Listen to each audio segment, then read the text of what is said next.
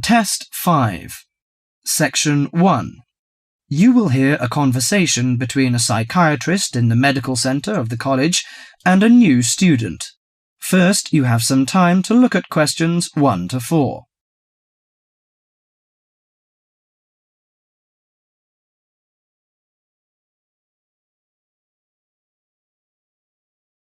Now listen carefully to the conversation and answer questions 1 to 4. Hello, sit down, please. Thank you. Now, you are a new patient, aren't you? Yes, that's right. Okay, so I'd better get some basic details down first. Right, we'll start with your name. Martin Hansen. Do you spell that S-O-N or S-E-N? Hansen. Okay, and you're a first-year student? Yes, I am. Study in? Electronics, actually. I hope you enjoy it. Thanks. And your address? 2805 Hesperian Avenue, Hayward. 2805 and Hesperian. Yes, that's Hesperian. Hayward, Hayward. And your phone number? 734-246-55. 734-264-55. No, you got the 6 and the 4 the wrong way round. It's 246-55. Huh? Sorry, right. And, when were you born? The 15th of June, 1986. Here in New Zealand? No, I was born in Sydney.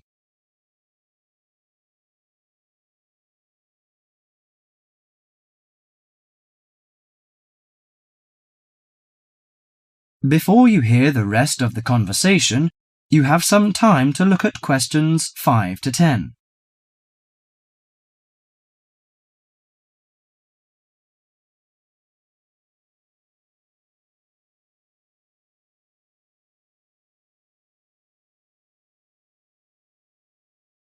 Now listen to the conversation and answer questions 5 to 10. Good. So, what's your problem? Well, frankly, I wonder whether it is a problem. I get the blues, and it lasts for quite a while. I don't know how to... Yes, we all feel sad or get the blues now and again. Generally, our sadness lessens in time, and with the support of friends. However, if the depression leads to difficulty in thinking and greatly disrupts your daily routine, it can be evidence of a psychiatric problem. What do you feel exactly? I always feel sad and worthless. I find it hard to fall asleep and wake up early in the morning. How long has it lasted? Nearly half a month. Do you feel fatigue or loss of energy? Or you may have lost interest or pleasure in usual activities? Yes, sometimes. At first I thought I could overcome it by myself, but I failed, and I'm so glad that you came here. It seems that you are suffering mild depression from your symptoms. Depression? Yes, I feel depressed sometimes. But why would I... Depression may occur as a result of biochemical changes in the body. Alcohol, amphetamines, cocaine, and LSD can bring on depression. Those who have a family history of depression usually have a greater risk of depression. Sometimes the worrying changes in life can lead to depression. I see. I had a really bad breakup of a love relationship. It makes me feel hopeless. Do you think I need some treatment? Yes. Antidepressant medications are often used to treat depression, if it is serious. But I don't suggest them at first because of the side effects. I suggest psychotherapy, which can give you support and help you regain control. So do I need to come here every day? No, I will arrange counselling sessions for you, which will last 12 to 20 weeks. You come here once or twice each week. The psychotherapy is directed at helping you gain insight and understanding about events in your life, which may have contributed to your depression. With growing insight, you can often learn more effective ways of coping with your feelings and changing your behaviour.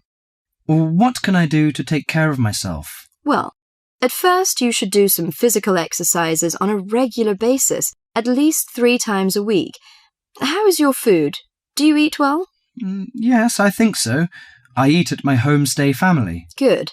Find a hobby or a positive recreational activity to participate in once or twice a week. I know it's difficult for you, though. When you feel it's hard to overcome the depression, come to the counselling session. Remember, ask for help if the load is too heavy to handle. Yes, I'll try. So, when will my counselling session begin? I'm going to arrange that for you. That is the end of section 1.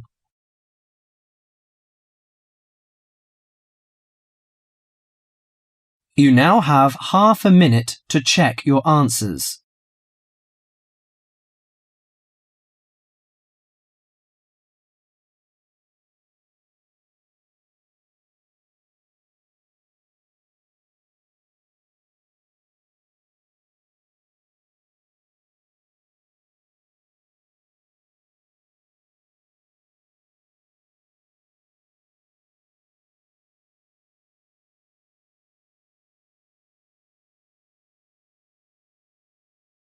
Section 2.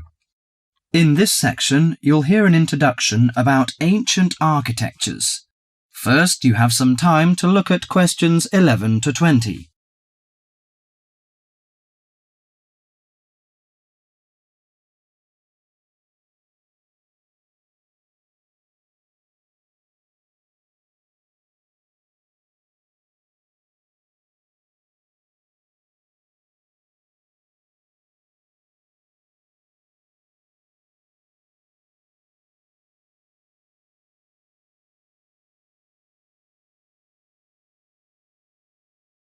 Now listen carefully to the tape and answer questions 11 to 20.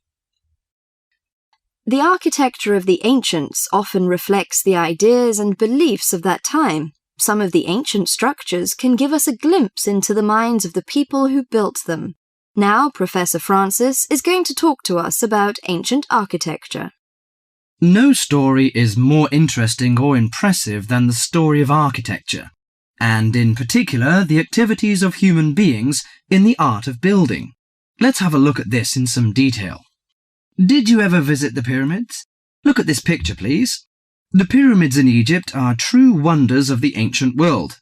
Khufu's pyramid is a stunning 138-metre-high mass of 2.3 million stones, each weighing about 2.5 tons. It was built to geometrical perfection over 4,500 years ago, with simple stone and copper tools. It was so far advanced that some have suggested it was designed by aliens. Actually, there is an astronomical significance to the perfect precision of the pyramids.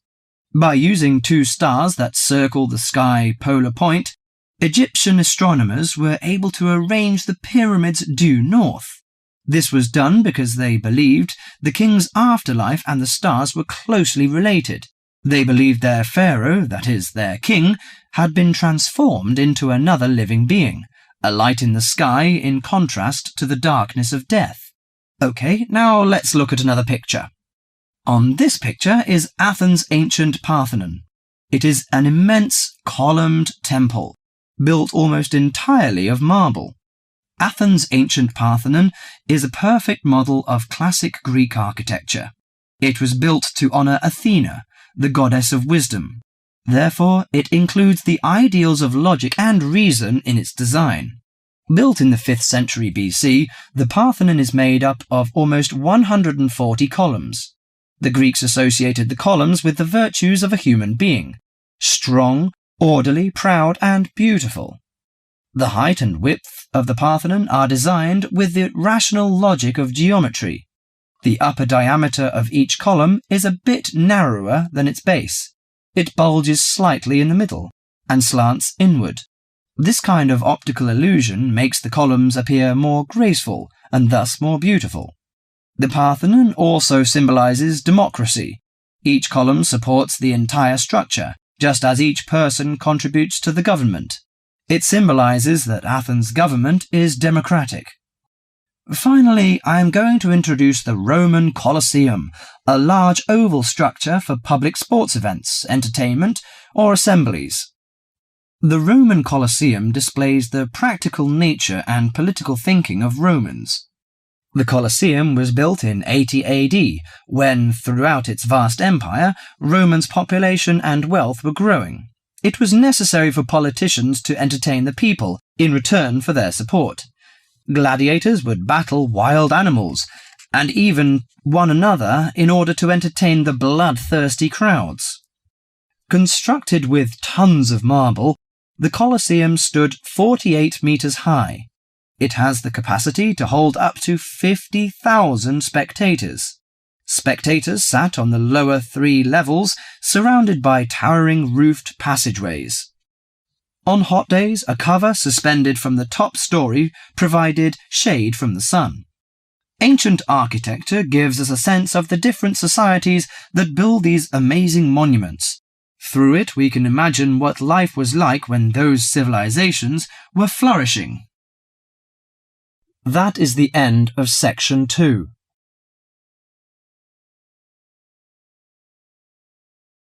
You now have half a minute to check your answers.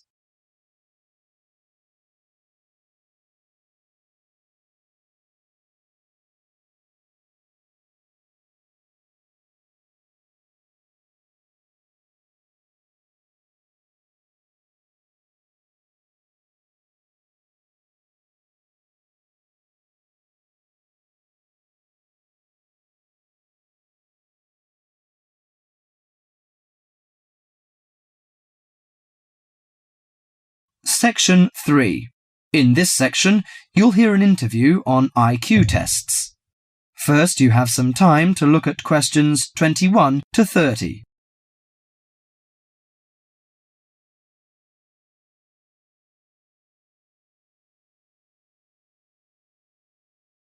Now listen carefully to the interview and answer questions 21 to 30. Mrs. Kellerman, a specialist in child psychology, is interviewed by Bridget. Mrs. Kellerman, why is it that some children perform much better than others at school? Obviously, it can't be denied that certain children are brighter than others, but it's not as simple as that. A lot of emphasis is placed on intelligence measured by tests, so-called IQ tests, which only measure certain types of intelligence, such as basically linguistic and numerical skills, or reading and mathematics to put it plainly, which is unfortunate because some children are bound to suffer. A good example was a friend of mine's son who was kept out of the top class at school because of his average IQ. That's around 100. His father, though he had no idea his son was going to be an architect, always said he was a clever child. Apparently, he was able to picture things in his mind and draw accurately at a very early age. The point is that his university life might not have been so difficult if his ability had been recognized sooner. What you're saying, then, is that some children have abilities that are not easy to measure, that aren't appreciated by many schools. Precisely. And if these schools are not spotted sufficiently early, they cannot be developed. That's why, in my view, there are so many unhappy adults in the world. They are not doing the things they are best at. What are those other kinds of intelligence? How can we recognize them in our children? Well, take musical talent. Many children never get the chance to learn to play an instrument, but while they might not become great artists or composers, they may get a lot of pleasure and satisfaction. Musically gifted children are fascinated by all kinds of sounds, car horns, animal noises, and so on, and they can easily recognize tunes and sing them in key. How can a parent encourage them? Sing to them and teach them new songs. Buy a piano or even a cheap instrument such as a recorder. If you can afford it, send them to music lessons as soon as possible. Play recordings of different instruments to them. What about a child who is good at sport?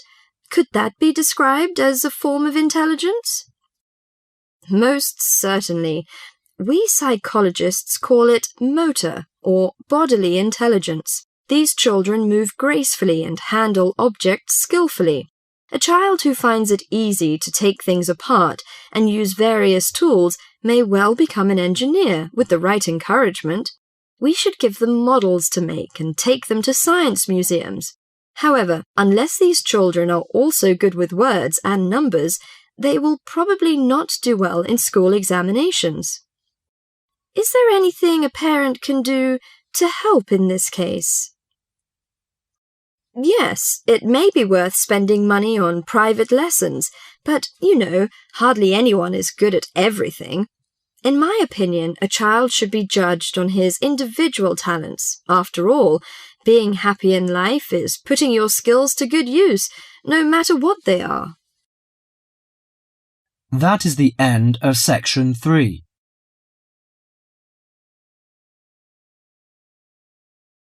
You now have half a minute to check your answers.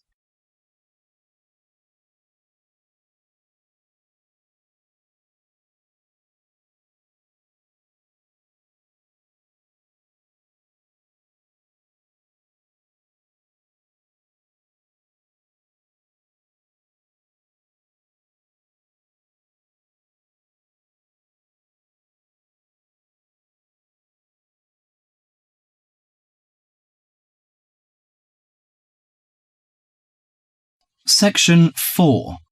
In this section, you'll hear an introduction about the tutorial courses of the physics school.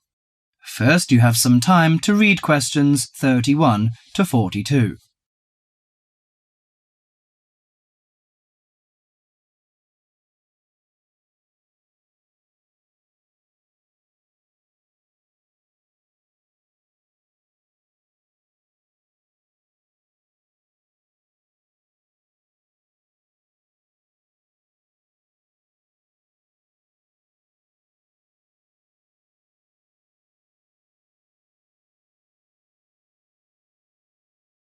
Now listen carefully to the tape and answer questions 31 to 42. Welcome to Orientation Week. This is the physics school session, and we'll welcome Professor Smith, the head of the school, to introduce you to the tutorial system. Welcome, Professor Smith. Thank you. You may have noticed life at university is totally different from that of school. For you, tutorials are an important part of the teaching program. Tutors are the primary contact between undergraduate students and the school. A tutor is the student's personal tutor as well as their academic tutor. Tutorials for physics undergraduates consist of 6 students who meet each week with their tutor for at least 50 minutes. For radiographer students, tutorials will normally consist of a group of about 10 students who will meet fortnightly with their tutor for a period of at least 50 minutes. In the first semester, the tutorials are during weeks 1 to 11. For semester 2, they are during weeks 14 to 24. Everybody involved is expected to be present and on time, and the tutor will also be available in week 12 and 25 to discuss problems that arise during revision, but attendance by students is optional. Now I'm going to introduce to you the stages and activities of the tutorials. The induction period is from week 1 to 3. I know that a significant minority of you experience culture shock during your first few months at university, and the important function of this stage is to identify students who are having difficulty integrating into the academic program. In particular, tutors should check your attendance of lectures, tutorials, laboratory sessions, and this sort of things. Tutors also help you tackle work in a systematic and effective manner. Stage 2 begins from the 4th week. Some tutorials of this period are to be devoted to discussion or going over the students' lecture notes, but approximately 50% of tutorial time is to be devoted to coursework. You should finish the weekly homework assignments of 2 hours duration with at least 50% involving written work. At least 8 homework assignments during the year should involve answering problems set on coursework. The written work collected by the tutor should be marked within a week of handing in, and generally the assignments should be graded. The 3rd stage starts from week 8 till the 10th.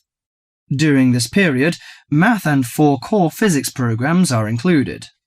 The majority of tutorial time should be devoted to work which support the lecture programs and laboratory work. At least 60% of homework assignments should involve written work. The assignment may involve writing an account of or notes on a specified range of topics. The written work should also be marked and graded. Short oral presentations by students should be included. They are possibly on general physics topics or essays. The last week's personal development planning is a structured and supported process. The primary objective for PDP is to help you to become more independent and confident, self-directed learners and encourage a positive attitude to learning throughout life. It is undertaken by yourselves to reflect upon their own learning, performance and achievement, and to plan for their personal, educational and career development. Finally, if without evidence of good reason you miss more than 2 sessions during a semester, or if the tutor is not satisfied with your progress, the matter must be immediately referred to the program director, who will normally issue formal warning, verbal and written. This will inform you that your place at university is under threat of withdrawal if no improvement is made. That is the end of section 4.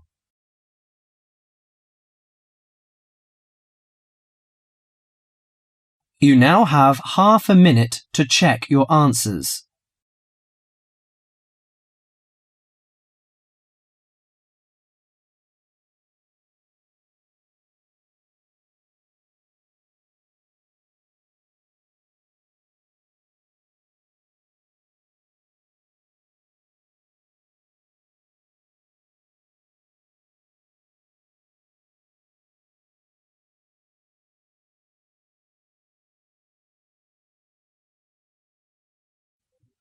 That is the end of the listening test.